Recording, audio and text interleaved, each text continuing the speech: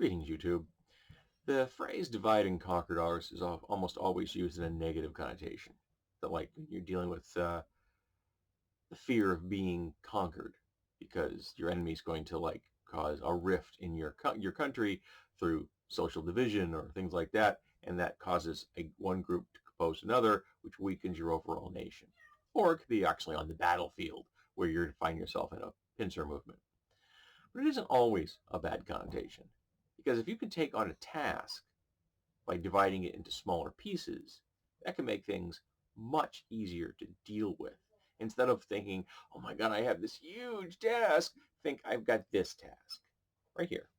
This task right in front of me. I'm not going to think about the rest of that task. I'm going to think about this task. Because a bite at a time and you can eat a whale.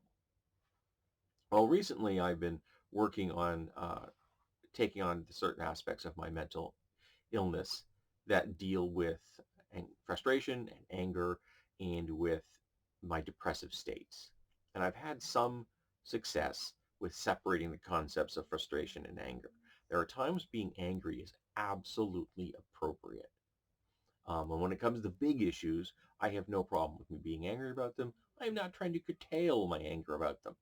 Um, and the big issues like, white nationalism, the patriarchy, misogyny, toxic masculinity, transphobia, homophobia, exploitation of workers, classism, ageism. You get the idea. Big issues. It's okay to get angry about those things. If you aren't angry, you aren't paying attention. But on a smaller scale, on a personal scale, a lot of the time I would find myself frustrated, and then that would automatically trigger an anger response. Now, there isn't anything wrong with being frustrated. Being frustrated can be understood. It's understandable. There are going to be times in your life where you want things to go this way and they go that way. And when that happens, it could be very well, you could be correct. They should be going this way, but they're going that way. That's going to cause frustration. And it's understandable. It shouldn't trigger anger. And for me, that was that fast. I would go from frustration to anger. So I have been using the mantra literally out loud when I find myself in a state of mind like that, saying frustration is understandable, anger is unacceptable.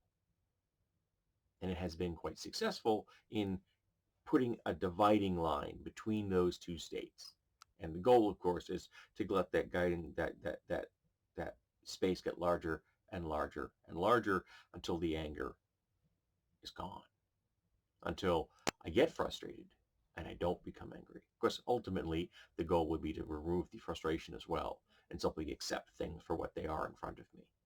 Yes, they should be going this way, but currently they're going that way. So this is my reality. So instead of trying to fight it, instead of trying to waste my energy and my resources on being frustrated with it, just deal with it and bring it here where it needs to be. That's a long-term goal. I don't imagine I'm going to get to that one anytime soon. But one of the things I also have noticed is that now that I have a greater degree of serotonin in my brain, and I'm currently taking 100 milligrams of serotonin every 12 hours, roughly 12 hours. In fact, I have to go take my pills in the very near future. Is that I've begun to perceive my depressive moments, my darker moments, as just that. They're a distinct quanta of something. So instead of finding myself completely lost in them, completely immersed in something, and it would give me the sensation that this is how you've always been, this is how you are now, this is how you always will be. Now I understand that this depressive element, this dark moment I'm in, is that. It is a dark moment. It will pass. And I can get past it. I can get beyond it. And interestingly, there have even been moments when I can understand that I may feel a dark aspect about one of my parts of my life and not another. So I'm actually holding multiple emotional states inside my head. And I'm understanding that, okay, I'm depressed about this aspect of my life, which could or could not have a real world trigger. And this aspect of my life, I'm okay with. I'm not saying I'm joyous. I don't experience as much truly positive feelings as I want. I'm working on that. I get more now than I used to. Um, but the ability to notice that I can have multiple states of mind going on, multiple emotional states, and understanding that I will return to that one when this one's over. And even understanding that I may understand that I know that this dark thought is concerned with this very distinct state of being, and that same dark thought is not going to be applied to another state of being. So that distinction, that ability to kind of have a slightly distant look at it, a little bit of a bird's eye view over the situation, is very useful to me because it helps me understand my mental states in more detail and with more structure and with more hope, because I know the dark stuff isn't going to last forever. Now, that's not to say that if I were to be hit with a major, depressive event in my life, that I may fall back into the previous state where I feel completely immersed in it. We all have our limits. And my skill set on this right now is somewhat limited because it's fairly new. It's not something I've experienced in the past, but I am experiencing it now, and I'm hoping to expand upon it in the future. And working on this stuff, working on separating frustration and anger, working on understanding that depression is something that I will experience for a time and not be lost in it forever, is really tiring.